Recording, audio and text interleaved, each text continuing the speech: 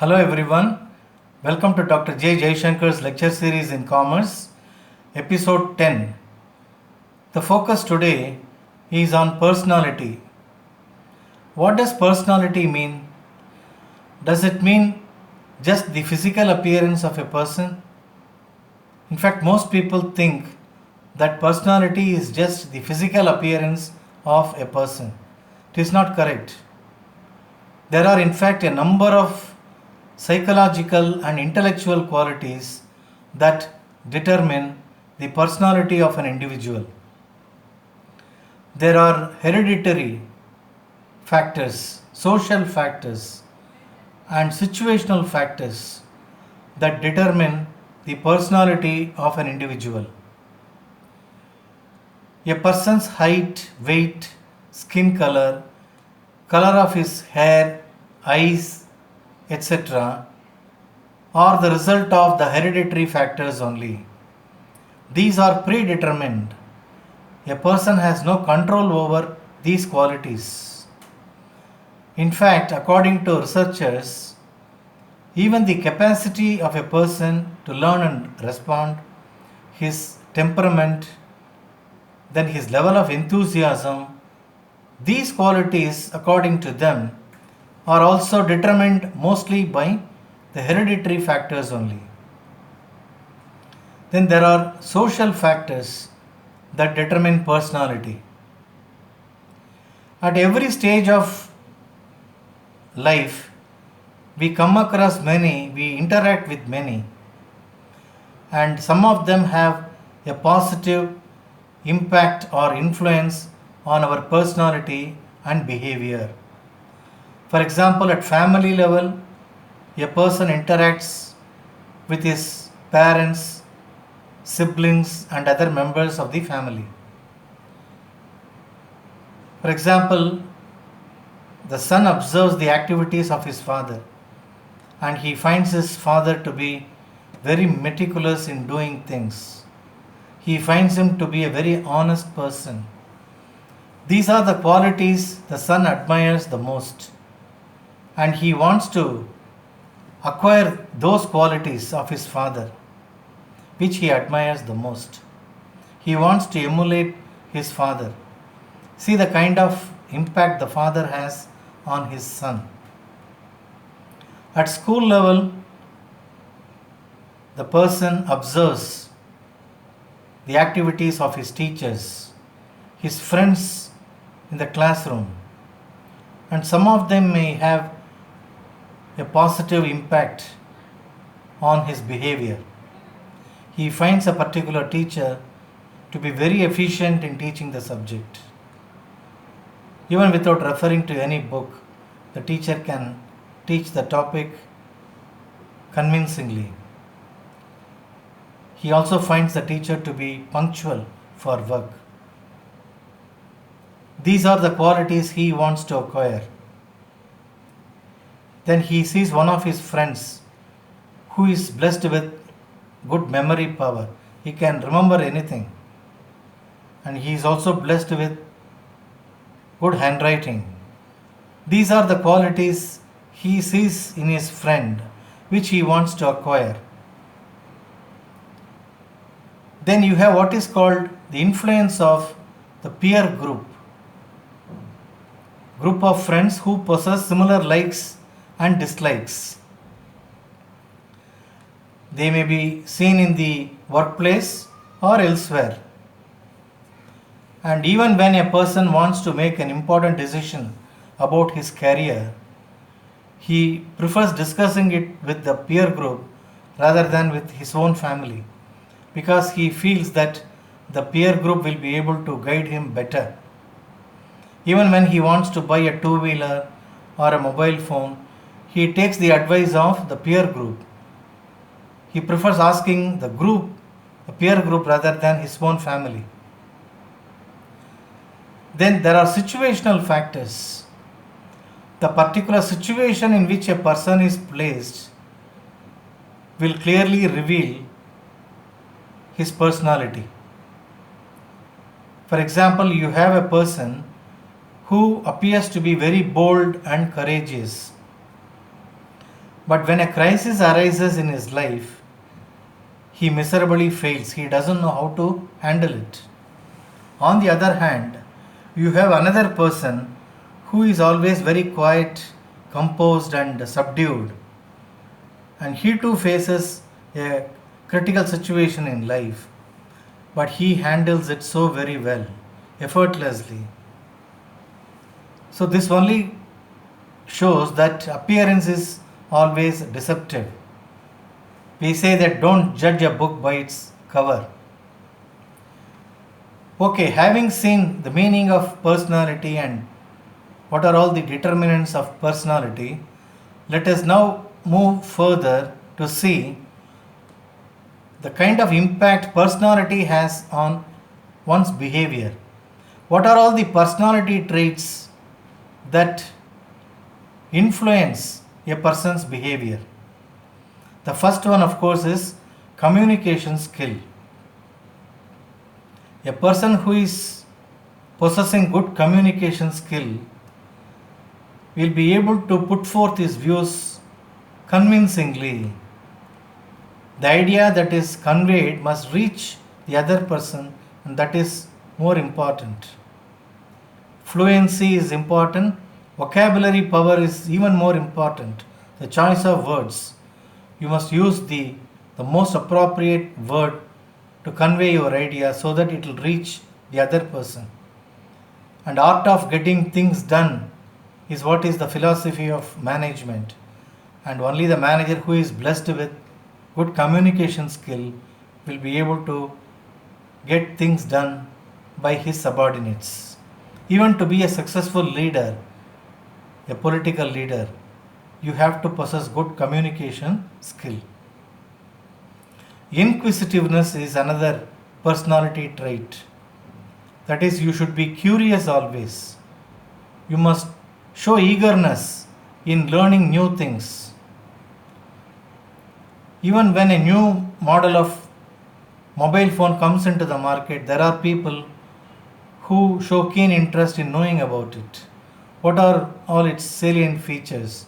How is it different from the models that are already available in the market? What is the price? So they show inquisitiveness, and that is something which is very important for one's progress in life. I know many people who prefer going to the bank to withdraw money, even at a time when we have mobile banking and net banking facilities, because this person doesn't know how to do an online transaction. He has never learnt it because he was never curious to know about net banking transactions. Tolerance is another quality.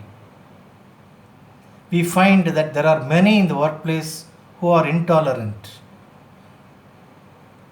So a superior gives some work to a subordinate but doesn't give him reasonable time, even reasonable time to complete the task, and at every stage he finds fault with the subordinate's performance. He will shout at him. So this is what is called intolerance. So if you have such a quality, obviously you will not be able to be successful as a manager. You cannot get things done at all. Self-esteem,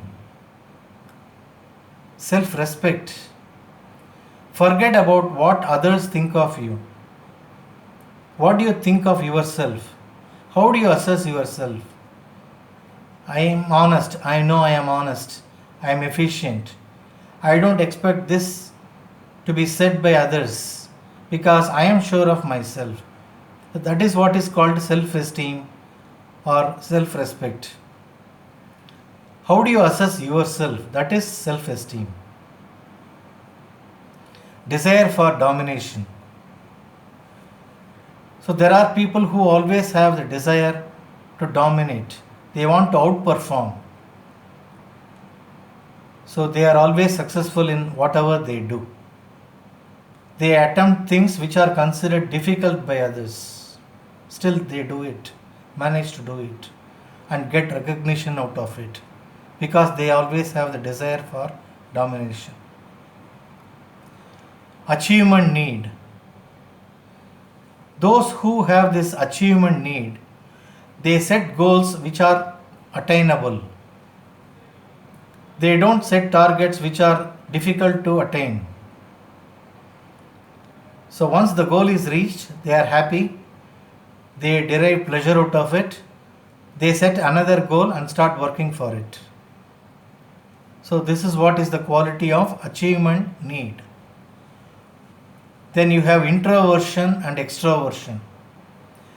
An introvert is a person who is very quiet, he is a reserved person, he doesn't mingle freely with others, and he is quite contented. It is often seen as a disqualification of every person. Whoever is called an introvert, the quality of introversion will only be seen as a minus point. So they are suitable only for certain jobs, desk work mainly. You cannot give them anything more than that. They cannot be successful salesmen, they cannot be good managers, they cannot become successful leaders. Why? Because they are all introverts. Opposite of introversion is extroversion. An extrovert is one who is communicative, who can make his presence felt wherever he is. People can recognize him just by seeing him. So such people, they are always successful in life. It is seen as a positive quality, extroversion. Then conservatism and dynamism. People who are conservatives, they do their work by adopting conventional methods. Then there are people who are dynamic, they adopt all newer techniques of work. I gave you the example of going to the bank to draw money, which is a conventional approach, and doing a transaction using net banking, which is the modern approach to banking. Yes. Then locus of control. That is, there are two sets of people. Those who think that whatever happens is beyond their control. Then you have another group, they think that whatever happens is within their control. The group that thinks that whatever happens is beyond their control, they always find it convenient to blame others for their lapses. They will never progress because they are keen on putting the blame on others.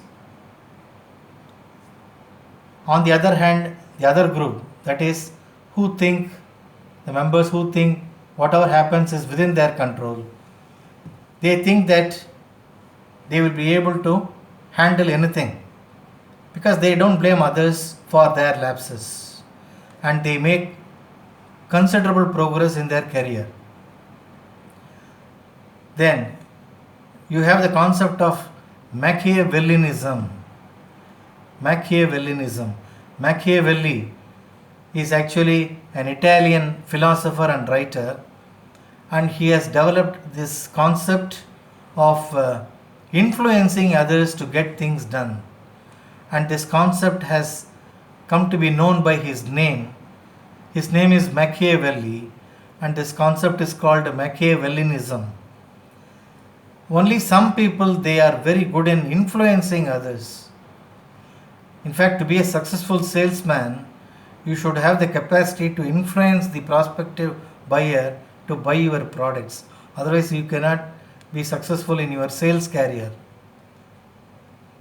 Then finally, you have what is called type A personality and type B personality. That is, the subject experts have classified people into type A personality people and type B personality people.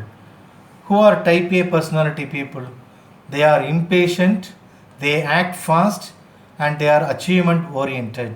They are impatient, they are restless, they act very fast, and they are achievement oriented. So they are very good in doing things, but they will always be anxious and They are restless. And what about type B personality people? They are relaxed and easygoing. So they are not suitable for jobs which are challenging in nature because they want to work in a relaxed atmosphere.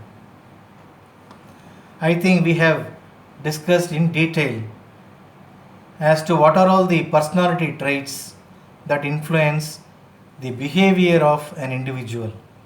So, in the discussion we have had so far, we have seen what is personality, what are all the determinants of personality, and how does personality influence behavior. I am sure you would have found the presentation interesting and useful. Please do subscribe to my YouTube channel if you like all my videos. We will again meet. This is Dr. J. Jaishankar signing off.